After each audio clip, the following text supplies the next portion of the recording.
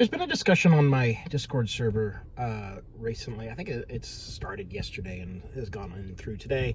That's primarily about the difference between combat as sport and combat as war. And if you don't know what that is, I'm sorry, it's not what this video is about.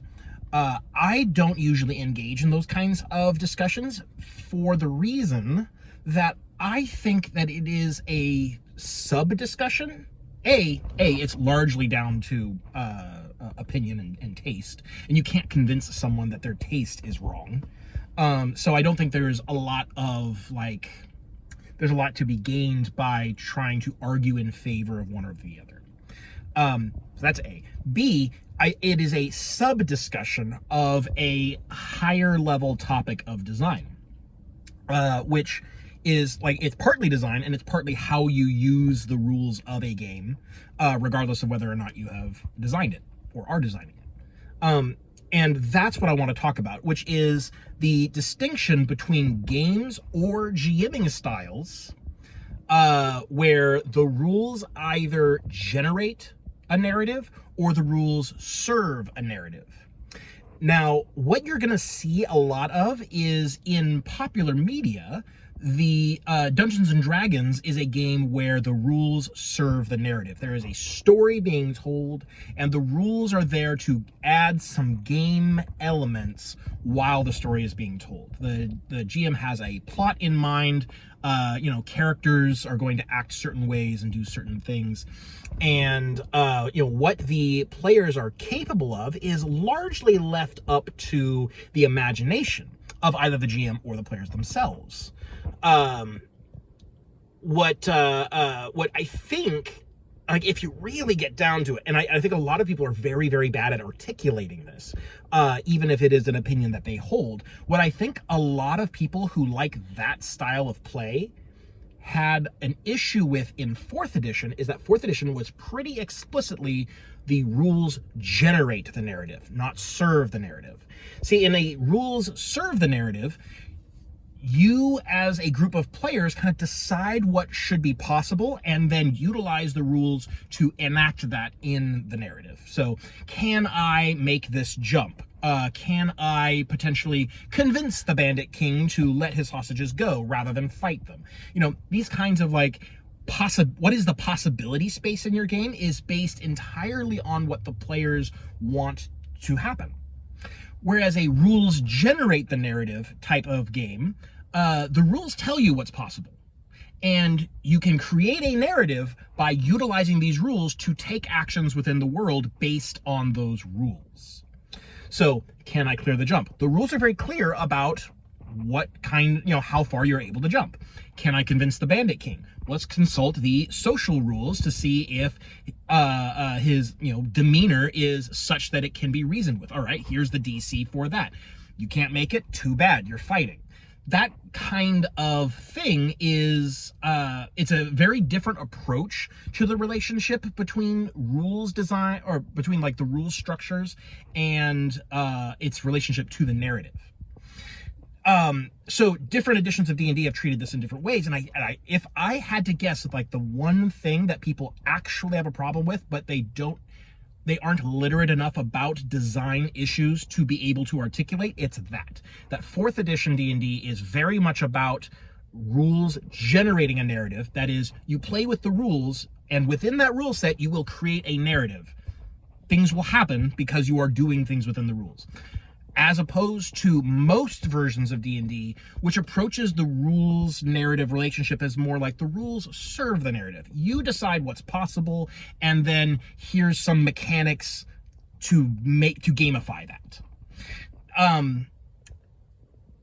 You can do this either way. As a game designer, neither of these is necessarily better or worse than the other, although you will find that they tend to lead to different kinds of games and different kinds of experiences. So in my opinion, it is not necessary to pick one and say that's the best one, but it is necessary to identify what is ideal for your game that you are writing, if you are writing a game, and be very explicit about that to the players. Really, or to the players and the GMs, anyone who's reading your game. really like setting expectations and then abiding by those expectations and meeting those expectations is a huge part about whether or not a game is considered good. Because like it's a lot like setting design goals. You know, if you set design goals, you are defining success. If you set expectations for the players, you are defining what kind of gameplay experience they should receive. And then the rest of the rules are there to tell them how to receive that game experience. So, which one do I prefer? If I had to pick one side or the other, and it is a spectrum, by the way, there's no hard line between these two. It is definitely like a smooth gradient, and you can pick where you want to be along this line. If I had to pick, I would be like 75, 80% on the side of rules serving the narrative. I love games like Blades in the Dark, which is like the most popular game that I really like. My number one most favorite game is Legend of the Five Rings. That largely has to do with the genre and the play culture and the setting, which I love so much. The rules, I think, are really well written for that specific game. So it's hard to recommend to a general audience. For recommending to a general audience, I recommend Blades in the Dark, and that very much is the rules serve the narrative. The players decide what is possible. And I've been thinking about this a while, because I just started a new Blades in the Dark campaign, and I've been teaching players how to play it. And I'm trying to emphasize to them that I, as a GM, don't decide how a obstacle or a problem can be solved. You decide that. And then the rules tell us how to run that solution that you have come up with. That's like almost 100% the rules serve the narrative. But I also enjoy the rules generate the narrative, because also on my top 5 list of games is like D&D 4th edition, probably soon to be replaced by Draw Steel, yes, or Lancer. You know, these are big, heavy, crunchy games where the rules are kind of assumed to be absolute. Well, absolute might be too strong a word, but the rules should be followed, and then following the rules generates a narrative. I'm also running a 4th edition campaign currently, and it's like, I notice it when it happens, because this is the kind of thing that I think about. A great deal of my campaign is based on the outcomes of operating these rules, rather than picking rules to suit whatever the situation is. The situation arises as a result of using rules as they are, prescribed by the game. So these two different approaches are both good for different reasons. One of them's a lot more gamey than the other. Like, one of them's a lot more storyteller, one of them's a lot more game. I don't really ascribe to the, gamist, narrativist, simulationist trifecta. I don't really think that's a good way to describe things in general. But I do recognize that there is a kind of a distinction between game stuff that is like operating rules, utilizing mechanics and that kind of thing, and storytelling. And they absolutely have like a relationship to each other in RPGs, but they are not the same thing. And I think this dichotomy between rules generating narrative and rules supporting and serving the narrative is one that it doesn't necessarily need to come up a lot. But as a designer, I would encourage you to be mindful about what your game is supposed to be doing in this regard. What is the relationship between the rules and the narrative?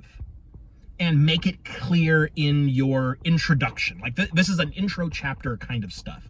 Be very clear about the way that you are supposed to use the rules vis-a-vis the narrative.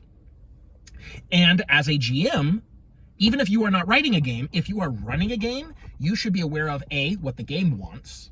If it makes clear the way that you're supposed to do it, probably do it that way for the best experience. But also, like, if you're going to be doing different things, because I've seen people run games sort of flipped from intent. People who try to run 4th edition D&D as a rules serve the narrative, or people who try to run what did I say? I meant 4th edition just now. Or people who try to run 5th edition as the rules generate the narrative, which doesn't really work out that well. Although it is a default way to approach big, heavy, crunchy games, I don't think that the rules of 5th edition are very good at generating a narrative. And the narrative that they generate tends to be very weird. But I've seen people try to do it. I think it is important to have the wherewithal to know what is your GMing style. Is it different than the game is meant to be used? And you can inform your players as such. Or if you're doing like advertisements for looking for groups, you can say like, this is how I run my game. This is my GMing style. And I think it's a significant part of a GMing style is how you view the relationship between the rules and the narrative. Because it's going to give you a very different experience either way. That's, I think, more or less all I have to say on the topic. Like, I really don't want to come down as being like in favor of one over the other, even though I have a preference.